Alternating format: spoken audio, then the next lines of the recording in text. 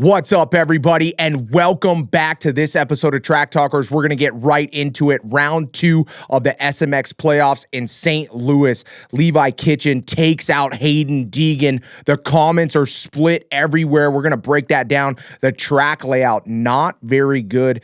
Definitely going to have to talk about that. Points in the 450 and the 250 going into the final round. Hunter Lawrence is looking good. Joe Shimoda's plans. What's he going to do? We're going to talk about the paddle tire even a little bit more. But in the studio, we have Tyler Enticknap, ex-professional racer and SMX insider on the line, Michael Antonovich. Boys, welcome to the show. It was definitely another fantastic week of racing for the SMX playoffs. It really was. Like, I was pretty excited to come into St. Louis because St. Louis has always been a really good track with really good dirt. And I was super excited to see what the Dirtworks crew was going to do inside the stadium and inside the attached event center. And then I was super disappointed that it was literally one corner underneath the stands and not like a whole section. What I was thinking, like, am I wrong for thinking that? Like, it was going to be like a whole, like, at least like a 15-second session or section or a 20-second section back in there, like an outdoor section. Like, did we get misled or did I just misread the room? Yeah, I mean, track layout. Dude, Ty, I must have got misled too, because that was my whole thing. I was like super stoked. I'm like, oh, we're gonna have the sickest outdoor section in the convention center, and then we're gonna have fans watching in the convention center. Like, we're gonna have the sickest layout back in the back.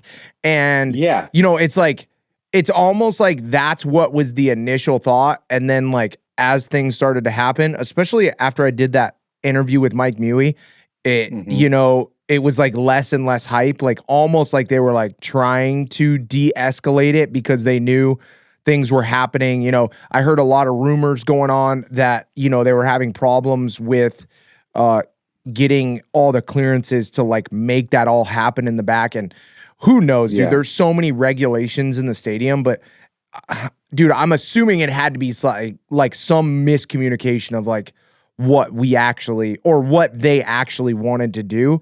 And then you could tell they were bringing less and less hype to that and more on like the reverse facing starting gates, you know, and they were trying to like bring that away. And then I think when they unveiled like what they actually did, you know, I was like, bro, you did about as much as Sam Boyd Stadium does.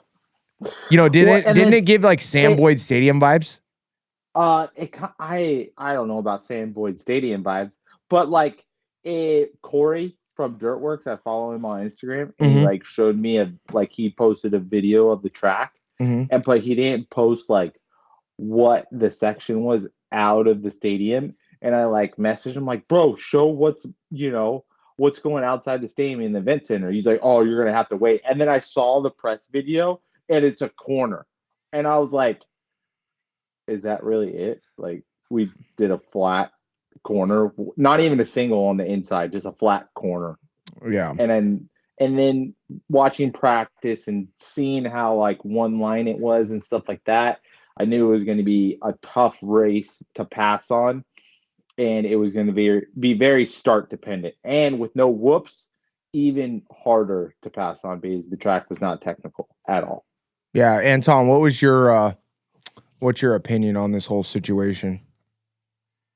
So I think on the track not going out into that convention center as much as we thought it would, the last time we were there, they were still doing some renovations on that. And, you know, just as the local and then as seeing all the development that's gone on downtown, the renovation has been pretty massive for that part of town, especially after the lawsuit that they got for the Rams leaving and all that. Like, they've had to reinvest a lot of money to make the stadium nice. Otherwise, the alternative was to tear it down, and they owe a ton of money still on the mortgage for it. So whatever. But I think that they, weren't going to get clearance to go do any of that to add in where everything was brand new. There were so much other logistical factors that had to get crossed off this weekend, like where even the RVs could park.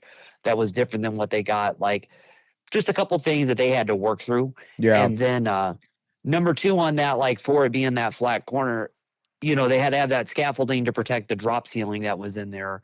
Couldn't really do a lot. And even once you got, your foot and a half base layer of the track in, plus the scaffolding, plus the lights, plus the netting and all that, there was just a little bit of clearance for a Bobcat to drive in there to smooth the track out. So it's not like you're putting in any moguls or anything like that, because you're going to be bumping a Bobcat exhaust on a drop cover net. Yeah. So like it really wasn't anything. I agree that I had high expectations even from last year once they started hyping it up. And Adam, you and I talked about something last night when we were walking the track, that you were of the belief that you thought that they were going to try to do so much into the convention center that whatever happened in the dome was like, hey, that's the nice addition, but we're going to really tack on the lap time out there. Yes. And I completely agree with you. I think that is what happened. But then, that was 2,000 more yards of dirt than they usually use to build the track that way. There was, I will say, not a lot of dead space, like the dead space that they have to have,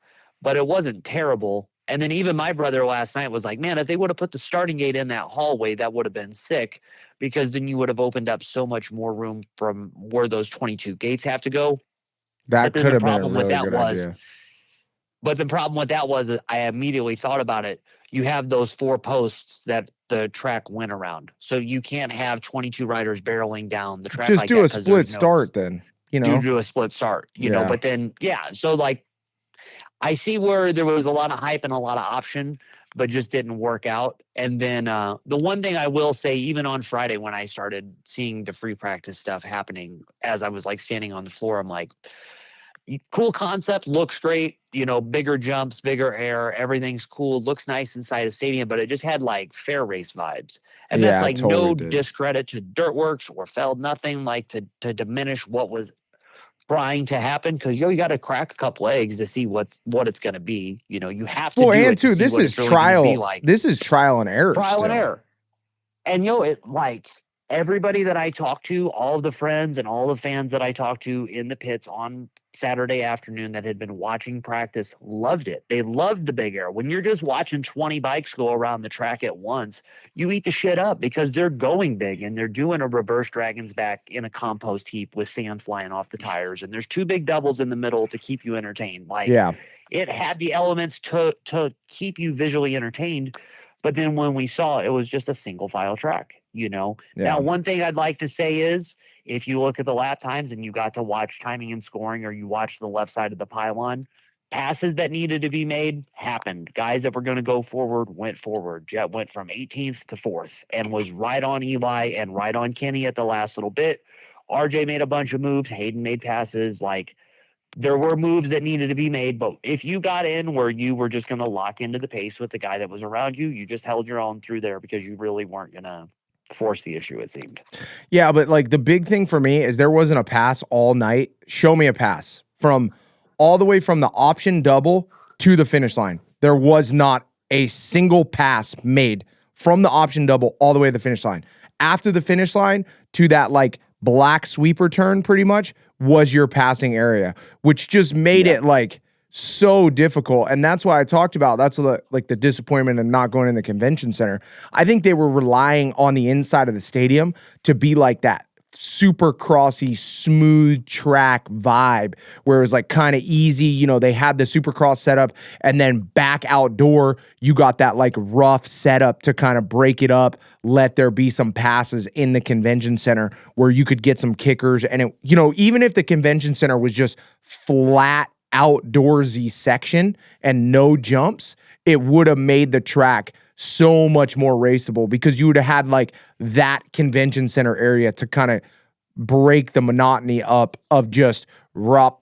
I mean, the track was so simple, because it was a motocross big jump style track inside of a stadium where, you can't put 3 foot deep of dirt to get it to rip to make it technical at all. Like the floor, when I was down on the floor, it was 1.5 feet deep. You can't really rip it. And then the dirt is like, so smooth from all the skid steers and stuff that it just like barely even made any edges. So it was just so fast where the guy behind the other guy, it was hard to make up any time. It was like, Eli joked in the press conference about torpedoing next week, but that's what you had to do this week to even make a pass. You had to literally just like cut the track off and just beam for the guy across the track and try to slow his momentum down. And then you both slow down and you were in front of him. Yeah, I think that is the only way that you kind of got the passes done when someone is that close in speed with you. And we'll be talking about that a little bit later with Levi Kitchen and Haiden Deegan. But before we move off the track subject, how was because the attendance didn't look that good. Like, dude, I don't even want to talk about the attendance. Like, I'll be surprised if we go back. It's just, I don't know if it was. Oh, no, they're going back. They're already going back next year. Dude, they're going back in April. Okay, cool. That's perfect. Because like when I went for regular Supercross, I have never been to St. Louis where the pits weren't shoulder to shoulder. Yes. And I just don't know. That's why I wanted to ask, is because like St. Louis Supercross is usually a really good turnout, but it's usually in the wintertime, exactly, after football season, after all the sports. Like, there's a lot of stuff going on. So I was just wondering how that area did. It was tough, dude, because it was so, and this is my opinion, just really quick, Anton, obviously you're going to have a better one, but I think it was hot. I think people wanted to be outside, and I think football season was going. And then there was like, somebody told baseball. me there was an NBA YoungBoy concert like a couple nights ago right there. And then that night there was something going on at the baseball stadium. And so it was just weird timing. But Anton, tell us the real scoop. So big ass stadium. I think it's like 50, 60,000. So it's like one of those old 1990s. We have to have an NFL super team. So make it as big as possible. Greatest show on turf. And it was full. Yep. You'll never get that again. Even if you get 25,000 people, it still looks empty. And they pushed all those stands back. It wasn't a great turnout. Like the upper decks that used to be the $10 tread head seats, they only had one section of that really open along the side opposite of the press box. Yeah. And like that was pretty sparse. And they're not going to sell those cheap seats because they don't use that stadium a lot. So it doesn't have a lot of amenities like all the food, all this, all that. It's like, again, going back to kind of like a turn it on, turn it off venue. So all of that combined, it just looks dead ass empty. And they don't sell a bunch of the upstairs seats. Club level seats and the suite levels that you can't see because they're so dark and they're like nice and recessed in, those were popping. Those did have a lot of people up there from what I could see from when I was sitting in the stands. But the thing that I think has kind of jacked up the St. Louis Supercross, obviously everybody knows St. Louis doesn't have a great reputation. City does have a knack for crime and all of that. Where the stadium is like good but not great, whatever. But the thing that I think way better than Oakland. Yeah. Yeah, no, 100%. I mean, yeah, that's whole different levels. But for what St. Louis is as a Midwest town, and you're pulling in from a lot of rural farm communities to draw them into the city. I know there's people that live 45 minutes from St. Louis in the farm fields that I live in that will not go to the city despite it having like a great food reputation and all that because they're afraid of the crime. But the thing that I think kind of jacked it up in the spring and why its attendance went down so bad was because they moved the date around so much, and then it started competing against these really big events in St. Louis that, like, it's a drinking town. Like St. Patrick's Day and Mardi Gras, people get wasted in St. Louis. You can't have Supercross on those days because everybody's going to Seward to get, like, Liddy 3 Titty. They're not going to Supercross to set and drink $15 tall boys. They're not. Yeah. Well, the other thing, too, somebody said that really makes a lot of sense is, like, what? A month ago, Iron Man was there? And Iron Man's only 3 hours away. And then MX and Nations is at Iron Man, and that's in another 30 days. So we just hammered St. Louis heavy. But with that being said, you know, I do love that dirt more than anybody. And a lot of the guys at post-race press conference that were in the media scrum said, man, the dirt, you just get reminded how good this place is. So I'm glad we're going back. We're just going to have to build it up a little bit more, get the fans in St. Louis used to SMX coming there. And, you know, because the fans are awesome. They're real dirt bike fans out in St. Louis. I really, really love that. Like, majority of them are, you know, I met a girl that has been coming to Supercross since she was like 7 years old, and she's like 16 or 17 now, and she showed me like 6 pictures that she has with me every single year she came to Supercross. And I saw that on Instagram. Yeah, but, hey, just go back to the ones. Yeah, I like the real fans too. I don't like fake fans of Supercross. I like all fans of Supercross. Let's put it that way. I don't care what you are, but it is cool to see that how core the St. Louis fans are. But let's move on. Let's get into the juice, bro. Levi Kitchen. What's the juice, bro? The juice is Levi Kitchen takes Deegan the fuck out. Hey, Addy, did that takeout remind you of my takeout I did on you at Seattle? Pretty much, bro. Just ride over the ruts and just T-bone them, dude. Mm-hmm. Yeah, for all you people that don't know, Ty and I were in semi position. We were in the semis. We were both in qualifying position, and Ty rides across the rut, and Levi Kitchens me off the track. Yes, I was. That was definitely not my smartest moment. Like, going back to that, what were you thinking? Like, take us through. What was Levi Kitchen thinking? What were you thinking?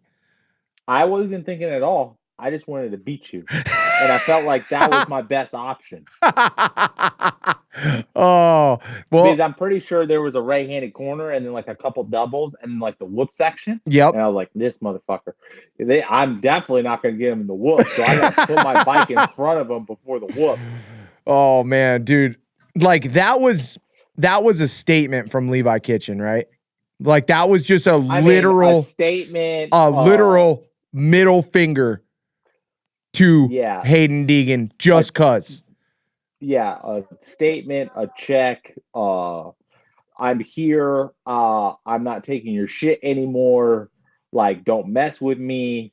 All the above of just like, if you leave the door open in a race that is meaningful, I am going to take a shot at you. Yeah, and you know what the crazy thing is like how mixed the comments are. Like, if you go look at Levi Kitchen's Instagram, he is getting blown up on his most recent post. Bro, and then, but like, let's just, okay, the move looked dirty, but bro, that was not a bad move whatsoever. I've seen so much worse.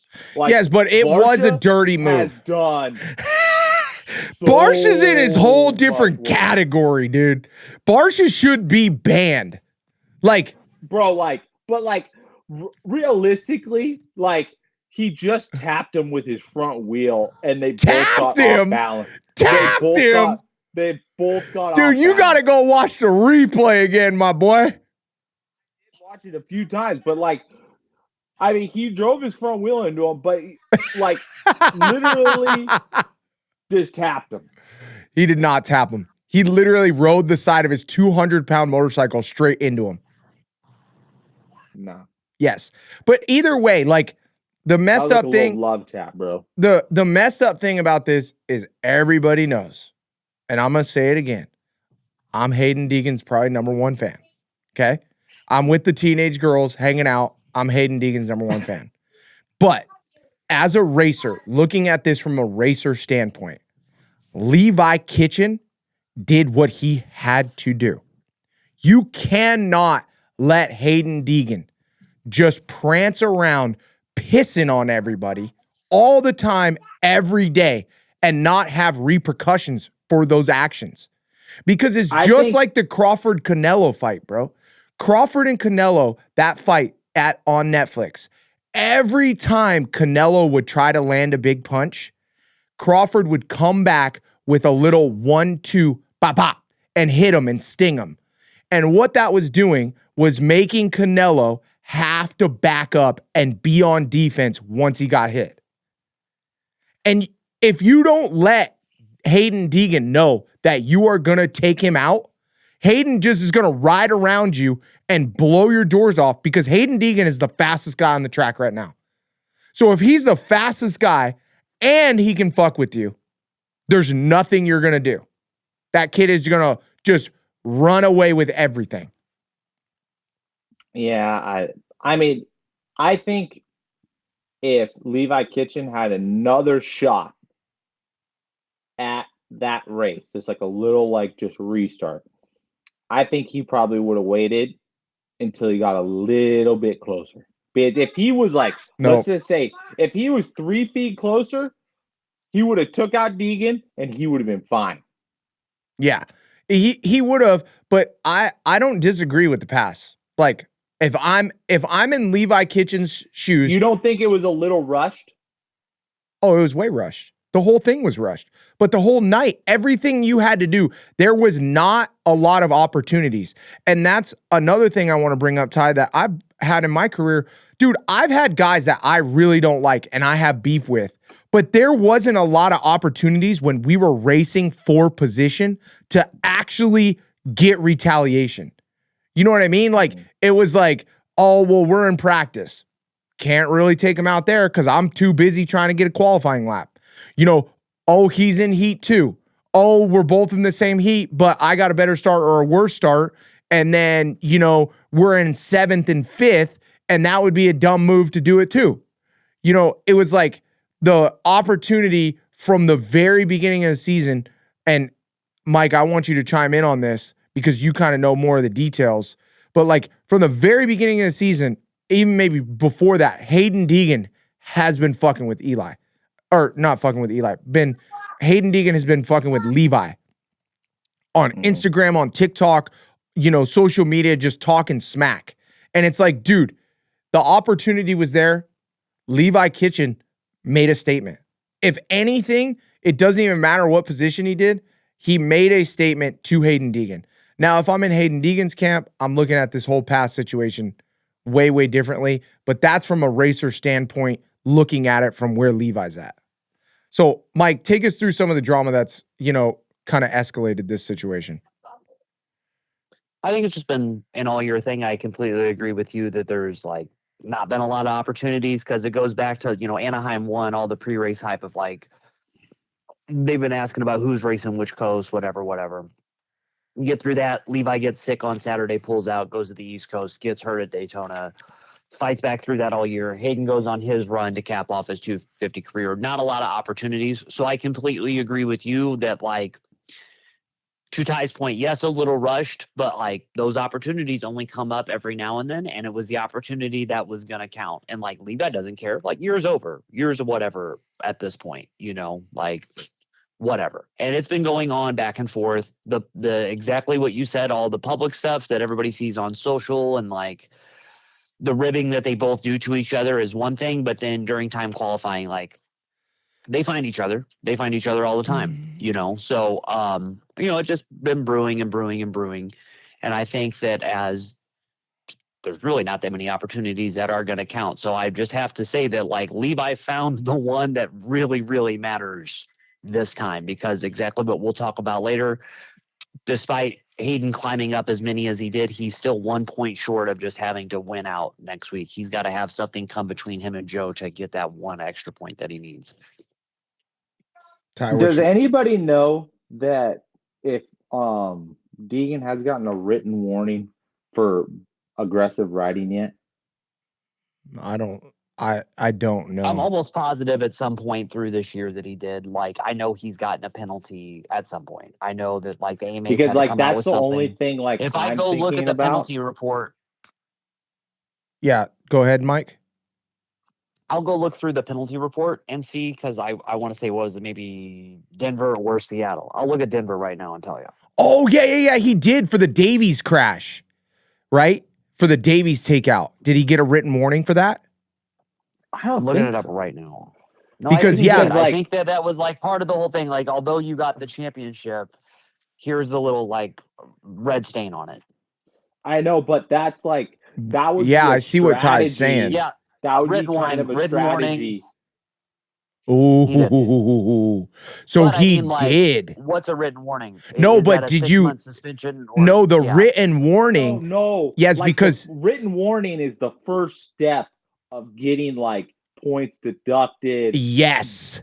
And like that's where I'm going with it is like strategically he can't do something too dirty. If you have a takeout to give, like give that takeout. But where it sits right now, the AMA is kind of loaded. The next step for Deegan, as far as like a retaliation takeout, would be take points away from the round he does that at. So like me in Deegan's shoes is freaking like, Ty, the journalist, bro. He read the SMX freaking penalty thing. I read that too because they said that Levi Kitchen only got a written warning because it was his first takeout, and the next one could be points, right?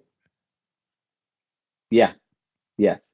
So in Deegan's shoes is like, are you going to risk it for the biscuit and retaliation if it's there?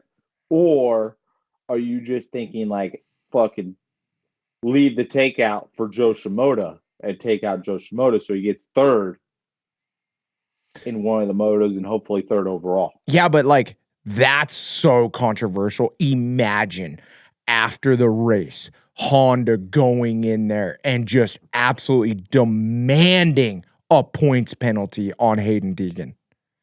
I mean, if I was Lars, yeah, but if I was Lars and Haiden took out Joe Shimoda and I'm knowing that he already has that written warning, I am doing everything in my power to get my rider to win that championship.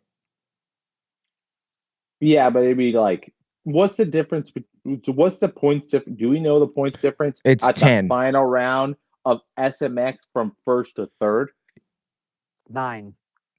No, first to second first is to 9. Second is 9, but first to third. Yeah, like how many points drop is that? 15. Is that? It could be 15. So what would be? It's got to be either 12 to 15. Yeah, it's 12. It's either 12 or 15. So what could be the points penalty, the maximum points penalty for Haiden? I mean, we're far reaching here, but like that'd be the type of shit I would think out, or like be like, hey, dude, like, so if I take somebody out and I get docked fucking 5 points. Imagine Brian Deegan on the phone with Mike Pelletier this week. Hey, so like, if he were to take someone out, what would be the points penalty for a takeout? You know what I mean? Like, what would you even say if you're Mike? Or is there, I wonder if there's a rule or it's like up for, you know, how bad the takeout was. And two, it's hard because it's like, I feel like. Can you even take anybody out anymore without getting a written up or a warning or points deducted?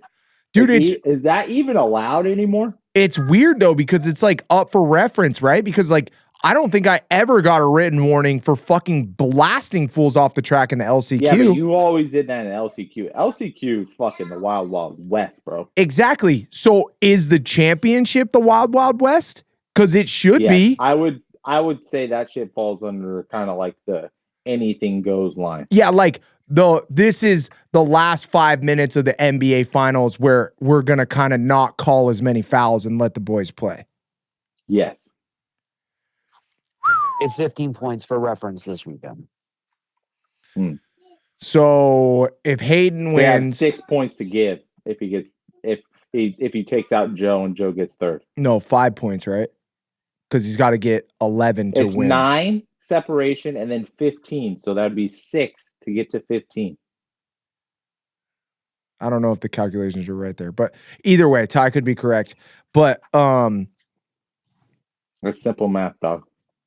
9 plus 6 equals 15. So if he gets first and then he gets third, yeah, you get a 6-point penalty and he could still win. No, 6 points he would lose. If he gets a 5-point penalty, they tie and then he gets the win in the last round. Yes. I wonder how that works with the SMX. I don't even know. I would take a motherfucker out. I mean, it's $500,000. What would you do if the opportunity is there? Yeah, like all you comment guys, because I know you guys are going to blow up about this.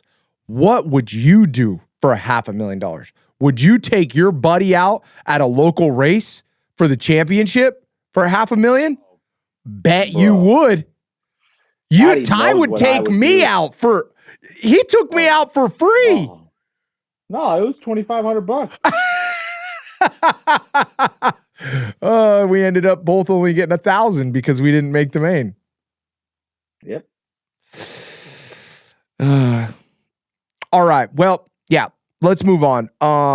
Let's talk. I don't want to move on too far, but let's talk now. Let's roll kind of over. We talked about a little bit about Hayden's strategy. Let's talk about Joe Shimoda's strategy. What's his plan? And then two, I guess, the big Can we give a congratulations to Joe Shimoda coming into the round? Yes. Big coming congrats. into the round under the weather, sick, probably didn't even want to be there. And then he ends up with the points lead. And then he even probably is going to get penalized for missing his interview after Moto 1. I think that's like a $5,000 penalty, isn't it? And I'll bet you they let him slide because Joe's so cool and he was sick. It wasn't just like he was being a dick. They could call it like a medical. I know, but literally everybody knows that if you deny Michael, interview, our SMX insider, has all the rules. It was a medical reason. No penalty. I mean, medical reason, and then he still raced the second moto. Yeah, he can't make the interview, but he can make the moto. Oh, that's awesome. Hey, that's the way it rolls. We like it. But I thought Joe rode really good. He did what he needed to do. Dude, to be honest, he looked really good first practice. He went out and won first practice. And then the rest of the day, he looked a tick off. And I don't know if it was because they nailed the setup in the morning and then the bike wasn't evolving and he was sick. Managing his energy level. He had to be. He had to be. Because, dude, when he should have got behind Vial and blew his goggle strap off. I mean, Haiden Deegan would have ate Vial up if he had a front brake and was in second place. But at the same time, I think if Haiden had a front brake, he would have caught up to Levi Kitchen and took his ass out. Oh, without a doubt. Levi Kitchen, dude, I don't know. Minus. Oh, that's what we didn't talk about. What about the second mistake that they didn't show on TV that you and Michael saw? Yeah, but okay. The second mistake from Haiden Deegan, it was on the third, fourth lap. That is why it is so important to get a guy like Jett Lawrence or Haiden Deegan off his rhythm. Those guys thrive in rhythm. When you get that momentum rolling, you get all the shit going your way. That rhythm is so important. Same for everybody. When everybody's fucking going the right way, everybody's good. Exactly. To a certain point. And Levi Kitchen broke that rhythm and his front brake off. And that's what happens. You get out of your rhythm. You're thinking about other shit. You're pissed off at Levi. You think you got to get up because you got to get SMX points. You don't have a front brake. Shit's a little weird because you're in the back and you're dodging slower guys. And boom, comes unraveled. Right? I mean, yeah, that's what happened. So we don't need to talk about this anymore because I just nailed that. I was just trying to figure out where he went down because I didn't see it on TV. Okay, so it was in the rhythm end of the sand. So when you triple the on off and off. Then triple in and then that single. Yes. Yeah, and then he just got did he wash out or did he fall or did he bobble? No, so he went from what I seen because I just caught the end of it. He went triple on, off, and I think what happened was a lot of kids were doing this, especially in SMX Next. When you go off the off, it kind of spits you weird. And if you didn't get in that pocket perfect, it was so hard to judge the triple into the corner. And I think he just came up short on that and then rode the front into the sand and fell over. Gotcha. So he did actually fall. Yes. He fell down on the ground. He tipped over and picked his bike up and then got it. Yep. It was quick, but still, he was he made. I gotta say, dude, if any freaking kid from 5 to 12 looks at Deegan on how fucking fast he crashes and gets back up, they need to learn a thing or two because that boy hustles to the bike. Well, that's because he wants it.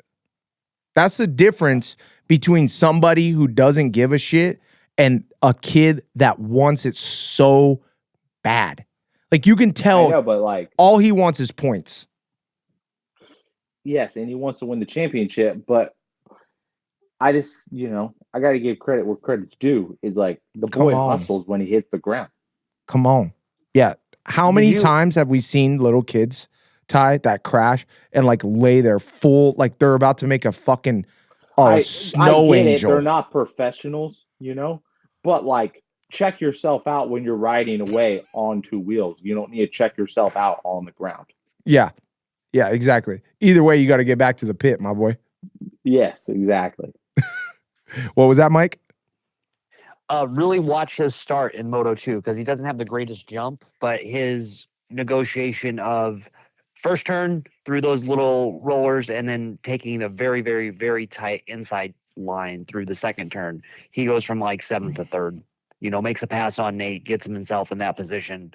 I think that although the crash is going to be the thing that really everybody talks about, he was right there to make Moto 2 super, super boring because Moto 1 was a fucking snore. Literally, like, wow. Like, I'm like, dude, can they just throw the checkered out already? Like, oh, and too, we didn't even talk about his crash in the first moto. Did you see that too? That was kind of weird. Yeah, thank God that happened because it made it interesting for a minute. Not even really. He still had a 5-second lead. Yeah, right. It went from 8 to 3. But that's another example of him hustling back to the bike. Like you didn't even probably like his lap time was only probably 2 seconds slower and he hit the ground. I mean, that's what guys that are champions do. But yeah. Let's get back to our subject. Joe Shimoda. Before we get to that, let's thank our sponsors, Twisted Tea, Dirt Trick Sprockets, Stan Benson Racing, Acerbis, California Coast Plumbing, and X-Brand Goggles. Thank you guys so much for sponsoring the show. But getting back to Joe Shimoda, what is the plan? Like, you're a little sick. Do you rest this week? Do you try to find something else? It's the end of the season. I mean, it's got to be rest this week.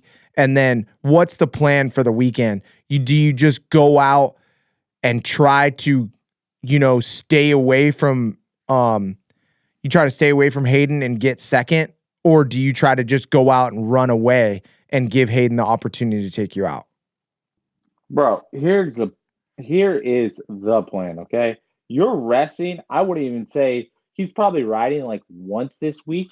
And then he's just like, hey, HRC, make sure I get press day, on Saturday, on Friday. Facts. And I'll get geared up and then just ride my butt off on Friday on press day and just get really loose.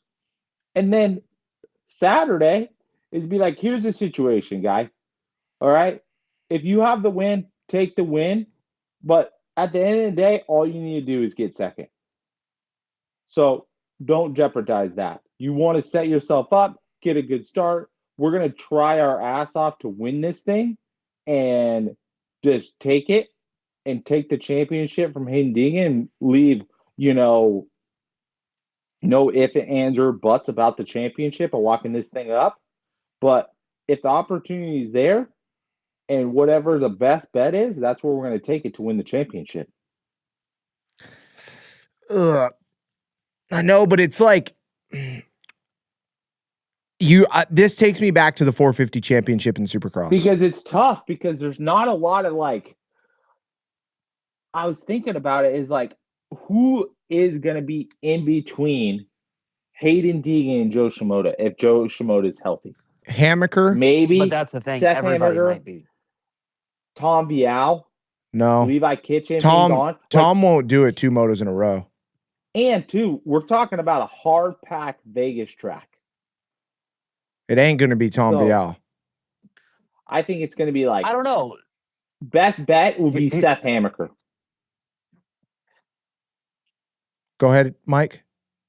Before we got on the phone, we were kind of spitballing this. And then as we've been going through this, I think about it more and more and more. This is Hayden's last big payday. He'll get a good bonus at the Supercross championship that he could win next year if he defends like either coast, whatever. That'll have a nice payday, but this $500,000, all of this prestige, they bill it up so much. It carries you into next year. It's the only thing that they talk about during opening ceremonies, all of that.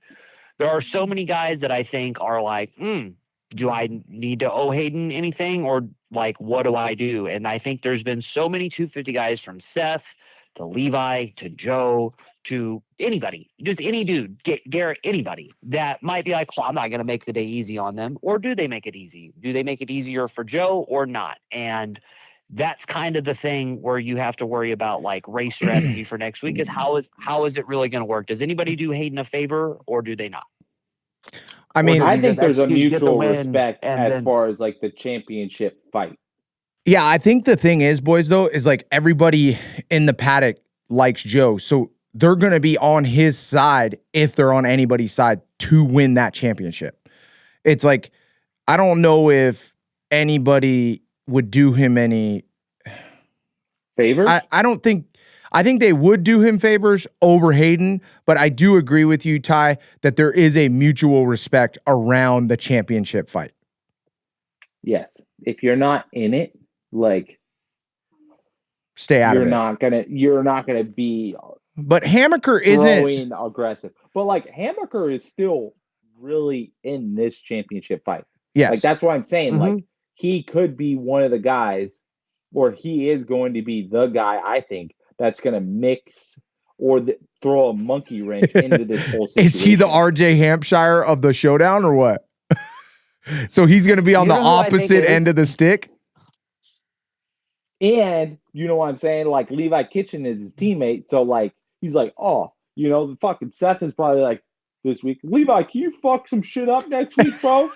Or maybe that's what he said this week. Maybe that was the whole deal.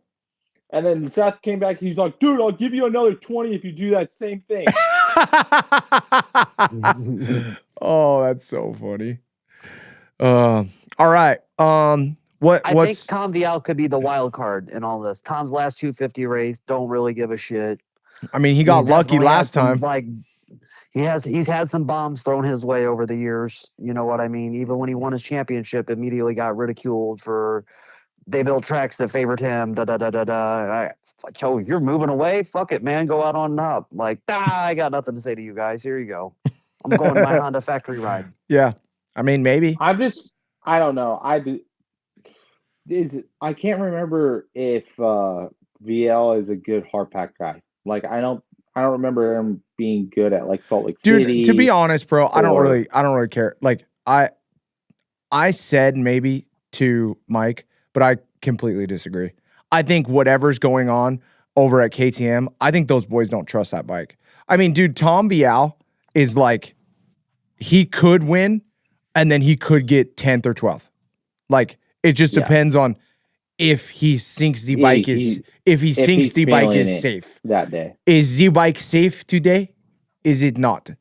I don't know if that's the right accent, but that is horrible. But either way, you know what I mean? Like, I'm referencing the interview, but like, he could just wake up and be like, oh no, it's the last race. I'm not trying to get hurt. This bike is unsafe to ride. I'm going back home to ride my Honda.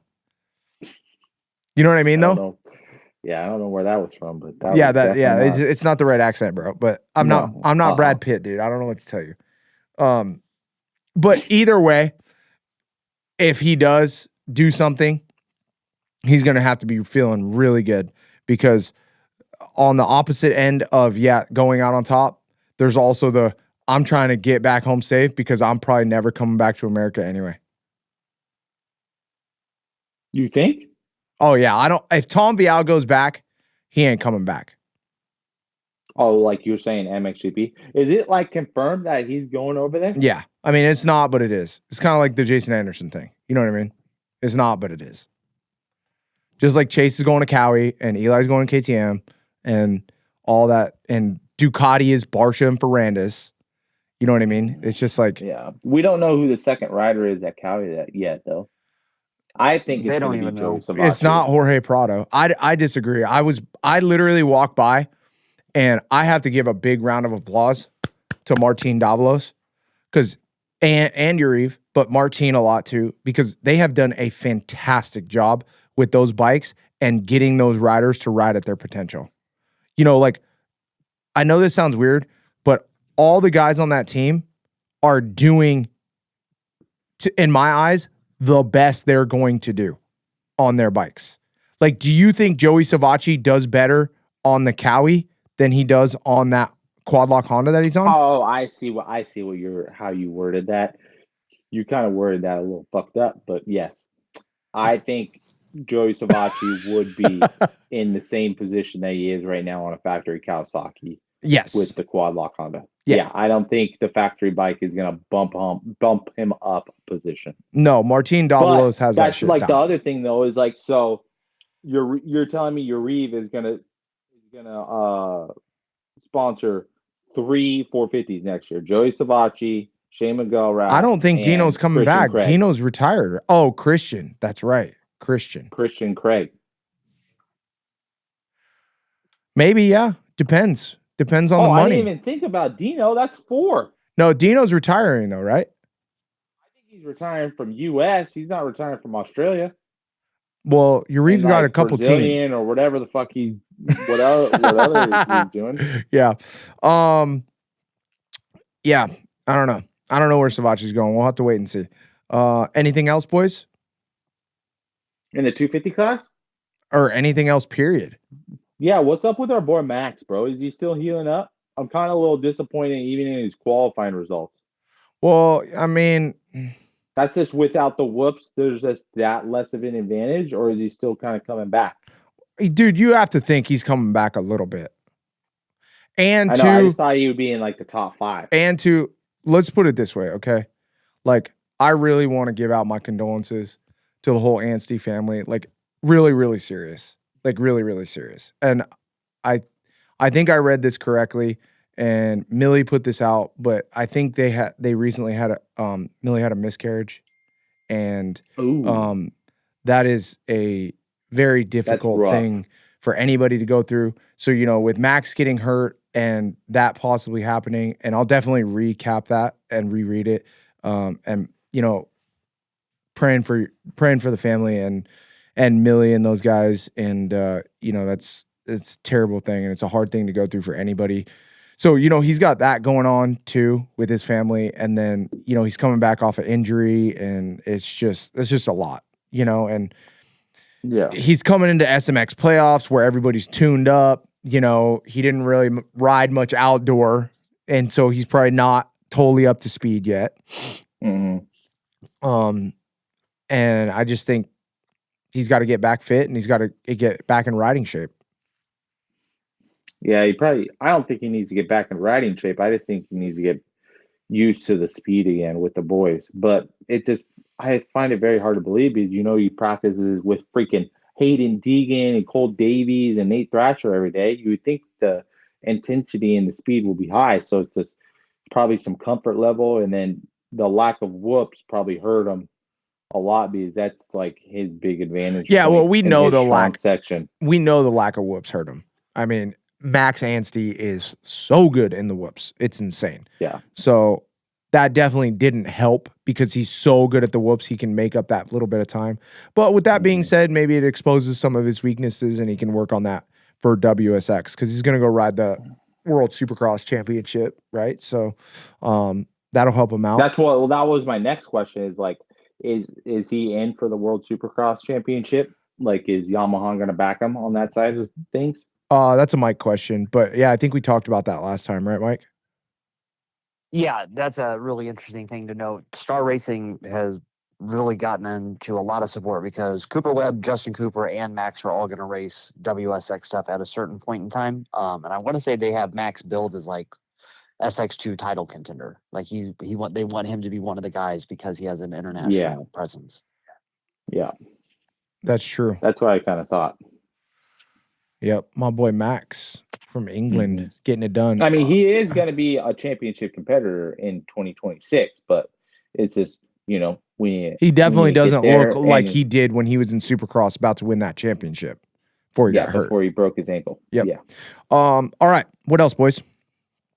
I heard you guys talk about the Kenny and Eli being pumped that they finished 2-3 in Moto 1 over Jett, to the point that I saw in my pictures that I was just going through, Kenny throwing fist pumps at the checkered flag. That was just a great race to see that Eli and Ken were in that battle just the whole time and just kind of waiting for it to, like, when's the pass going to happen? When's the pass going to happen? When's the pass going to happen? It never happening. And then watching Jett close in that much ground, those two wicking the pace up. I know that on the commentary on the TV that Ricky and James were talking about working together and all of that, but they were just going forward. And then in the second moto, even the same thing. Yeah. Hunter and Eli really making big pushes to try to reel in Jett when he was close there. Yeah, I mean, the Kenny and Eli thing was awesome to see. And coming from the Kenny camp, I know how much riding and fitness he has right now, and it's not very much. And so Kenny being able to pull that off, that's just another fucking Ken Roczen miracle. You know what I mean? Kenny is just like a specimen. I was talking to somebody last night. Like, if I had that much time off and it was me, like, I would be, and I was getting podiums before I left, I'd be in like 15th trying to come back. Like, my recovery of cardio and strength to get back to riding shape was so slow compared. Like, Ken Roczen is just like, he's definitely built different. He's like superhuman in the aspect of like, I don't know how he comes back that fit and is able to pull that off that quickly. I mean, he's in the mix with the top guys. Right back. Well, and then he just has such a natural presence and a natural feel on the first couple laps to like make passes. And it's like so instinctual, and it's like my trainer used to call it like the eye of the tiger, and he has like the eye of the tiger the first couple laps. Like, it doesn't matter if it's freaking Jett, Eli, Cooper Webb, Chase Sexton. Like, if you're in front of Ken Roczen in the first half a lap, more than likely you're going to get freaking passed. Yeah, I mean, like you said, it's just one of those things that just can't be taught, and Kenny just has it in his DNA, and that's why I call him just a specimen, is because it's like he just does that naturally. He's able to conquer that naturally.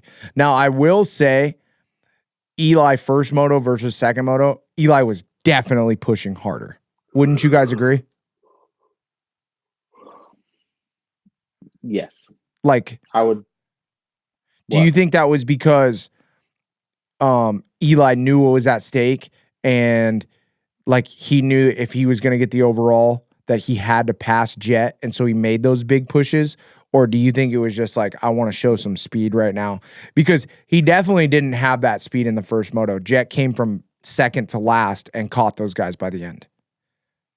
Yeah, I think Eli was just feeling a lot more freer and like just a little bit looser, and maybe had a couple more tweaks to his bike in the second moto.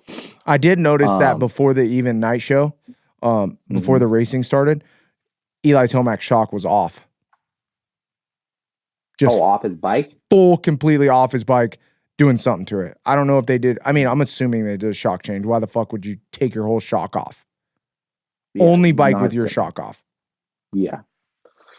I mean, he's also very sensitive with his shock. Yes.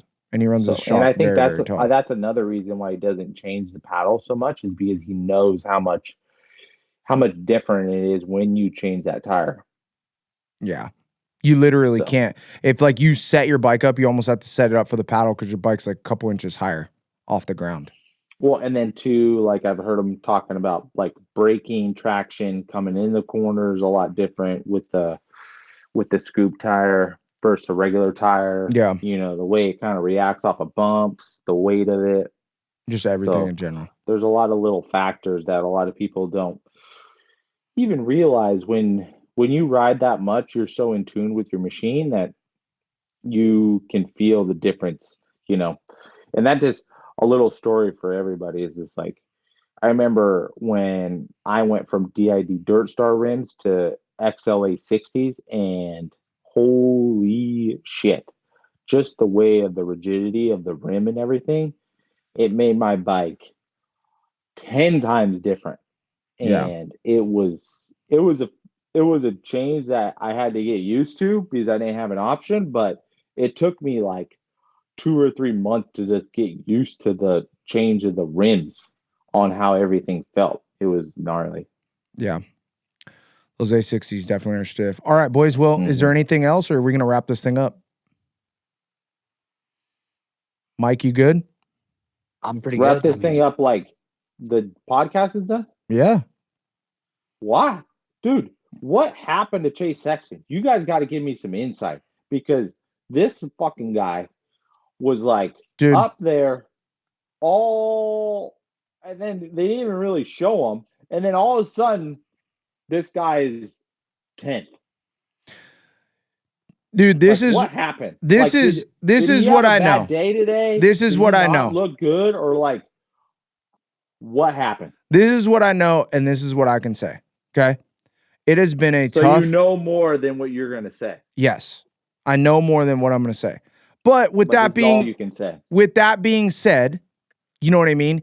It's really hard because you're listening to somebody's story. So there's always two sides to a coin. You know what I mean? Well, and depends on what story you're listening to. This is exactly. Thank you. So this is what I know. I know that Chase Sexton and Tom Vial have voiced multiple times about the safety of their well-being and the bike, right? Like they're like, the bike feels unsafe.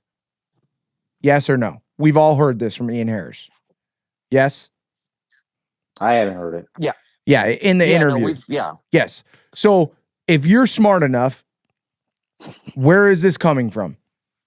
Something's happening on the bike that is failing. Okay? Yeah. And it's failing more than once, and it's failing more than at the race, right? Yeah, that's failing during the week at the practice track multiple times. And I don't know that for a fact, but with all this shit going on, what's the number one thing that happens, Ty, when you don't have confidence in your bike? Fucking throttle forward, bro. And to me, that is what it looks like both these boys are doing. First moto, Tom Vial feels uncomfortable, just drops anchor, lets off the throttle. You know what I mean?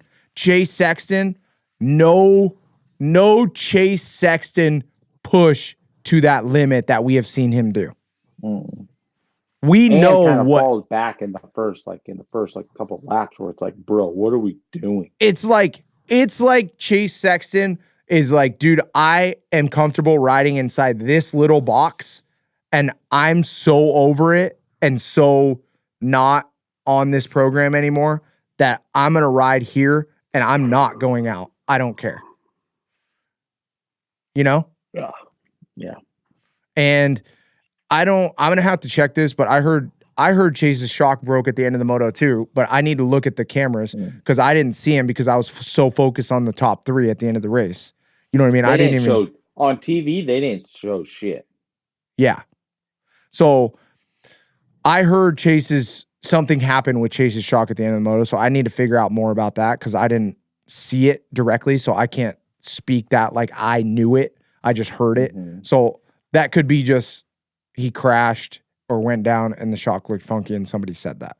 So, you know, I'm sure we'll see it, but with Chase's post, something obviously is wrong. You know, Chase posted, you know, it's not for a lack of effort this season. I apologize to all the fans and, you know, I appreciate everybody in my camp staying behind me, and it's not for a lack of effort. It's just been a very trying year, and see you guys in Vegas. I'm disappointed in my result, and it's been a trying year. I'll see you guys in Vegas.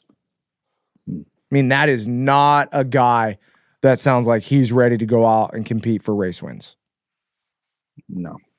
And that's what it looks like, too. It doesn't, when you're watching Chase Sexton ride, and tell me if you feel the same way, Mike, when you're watching Chase Sexton ride, it feels like, you know, he's not giving 100% and he's riding within a window of like, I know that I can make this happen right here, and I'm not going to ride above that line where he needs to ride. And he's still going fast. Like, he's still going fast. But we've seen Chase push that envelope, and he's definitely not getting close to that line. Which is odd because he he was the fastest in free practice on Friday. And then in the press conference, he had mentioned that they had made some kind of breakthrough with the bike, and he was more comfortable than ever in the last couple weeks than he had ever been on the KTM, and everything was going so good. And like, we all heard that on Friday afternoon. It was like, okay, cool. And home race, all that same stuff, like, cool. And then it was funny because on Race Day Live, Haley Shanley went out there and was talking to Jade during one of the time qualifying sessions, and she, asked him one question. He answered it great. She asked him, hey, Chase said that you guys made changes to the bike. What'd you do? And Jade just like, he's just feeling the flow. He's just da-da-da-da-da-da. Didn't even mention it. And I was just like, yes. I was just like, wow, man. Like, hey, man, maybe he didn't hear the question, maybe whatever. But it's that same thing of like, what are they doing with the bike? So we didn't really talk about Tom's race in Moto 2 because Moto 1, he just dropped back. And I was just like, all right, man, it's another thing with the bike. He just has no comfort in the bike or no confidence or whatever it is right now. And he's biding his time until he gets off of it. Yeah. And then to see him get the lead in Moto 2, like I was literally sitting in the stands like, I hate to say this, but it's the God's honest truth. I was like, all right, dude, move. Like, just move. Let Joe go because you're going to go back to 6th because the bike's going to do something that you're not going to like. Yeah. And the confidence that you have in it is going to go away. And instead, he held on. He held it on the whole way, looked great, never really seemed to put a wheel out of place, nothing. Rode to the Moto win, and I was like, damn, dog, your kid is still fast. Like, if he had been able to do that more often through the last 3 years, I think people would be like, oh, yeah, they would have real respect for him as what he is, 2-time champion, Supercross, World Motocross, all that. For sure. For then him to tell me in the media scrum after the press conference, I was like, what'd you do to the bike that made that happen? He's like, oh, we changed the fork. The bike felt so much better. I'm learning about the bike, all that. And so my last question with him, I'm like, I have to say that that's really incredible. We know that your time on this bike is coming to an end. The most politically correct way I could say you're about to change brands and all of that. But, you're 250 times done. But I think that's so interesting that you guys are still trying to make changes. You're still finding out what works because you have so much time on this bike. And he looked at me and he's like, yeah, I probably have the most time of anyone ever on this KTM 250F because I've ridden it since 2019. I've tried everything with it.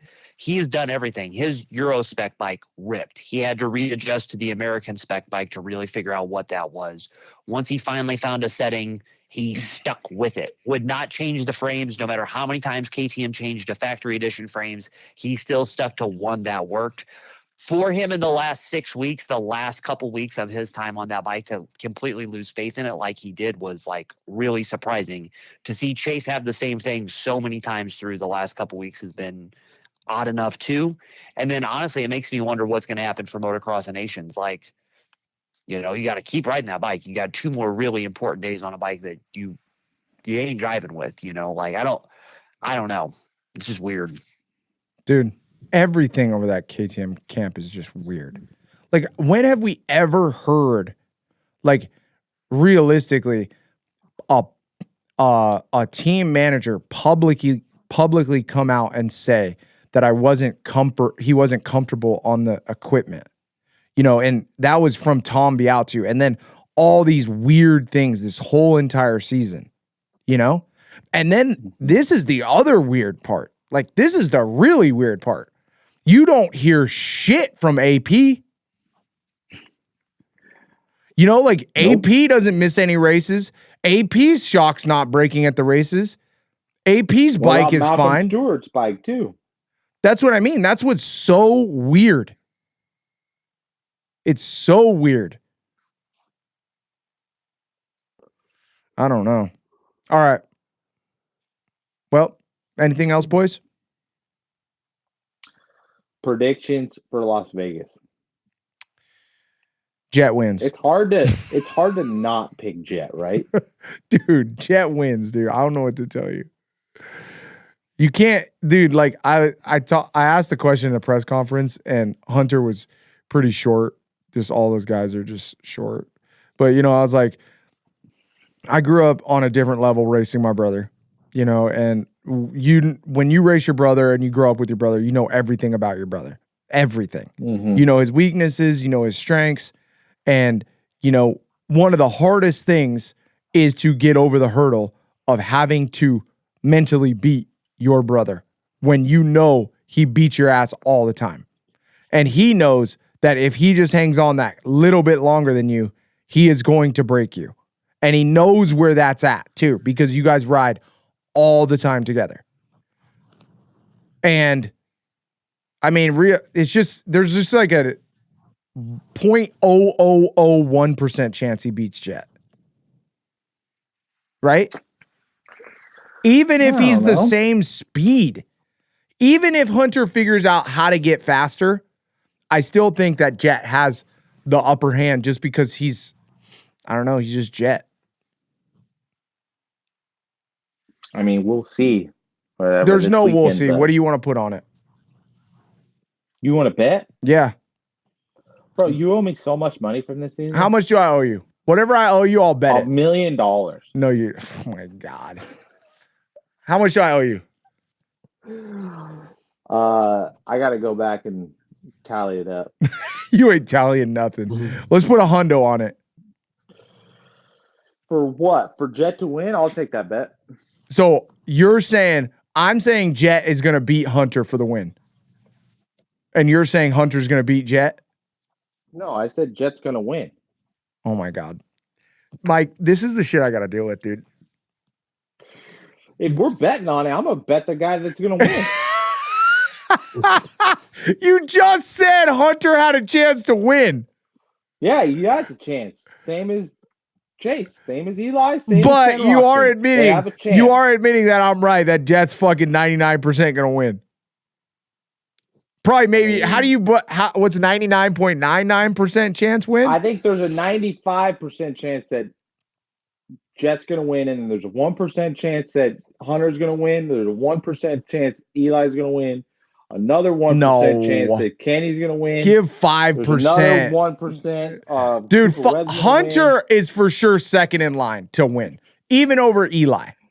I really think that. Like, I think talking about the race or the championship. Even race or championship. Right now, the pecking order is Jetson, Hunter, Eli, and then Kenny can definitely do it too. Would you so you're putting Kenny in front of Chase? Yes. As far as pecking order right now? Yes. And the fact is because I think Chase is just like, let's bring it home. 2 more races to go. Let's check the boxes off. Now that is a hot take. You don't think so? What? You don't think Chase is just ready to bring it home? I mean, that's what you said, so. I'm asking you.